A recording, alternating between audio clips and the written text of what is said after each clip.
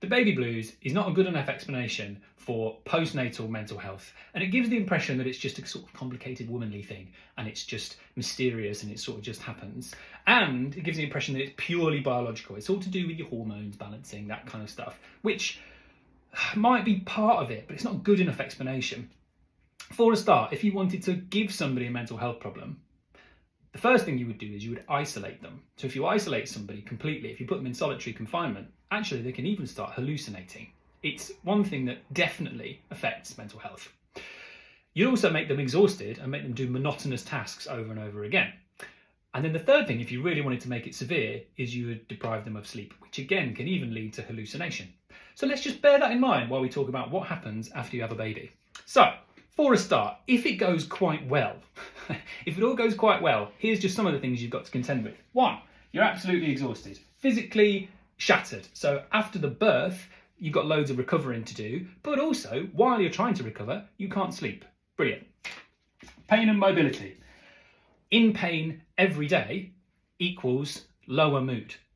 And I can't do the stuff that I'd like to do because I kind of have to adjust the way that I'm moving. Maybe even I have to have bed rest if it's been a C-section or something like that. That's really hard too. Keeping somebody in bed for 6 weeks, just passing them a baby to feed every now and then. But kind of worst case scenario, you might even have ongoing health problems. This might have changed your body forever. I'm sorry, are you not supposed to be affected by that? Ridiculous. Right, here we are. The other thing that changes, definitely, is a complete life change. So actually, suddenly you've gone from being able to go out and see friends and not have to think about it, you might be working, etc. Now I'm sat in the house all day feeding the baby, oh my word, what's happened to me? And you're isolated. It's harder for you to go and see people or for people to come and see you. And even when they do, you've got a baby strapped to you. Relationship changes. So again, best case scenario, you're not going to be intimate with your partner for 6 weeks, and that's going to change a dynamic between the two of you. Or, don't know, there's just something in the way. You're both focused loads on the baby and maybe some things start to get in the way. It can be really positive, but there can be some relationship changes. External pressure and comments, you will definitely get some of these. So I've never come across anything like having a kid where people seem to think they can tell you what they think completely uninvited. So you'll get that too.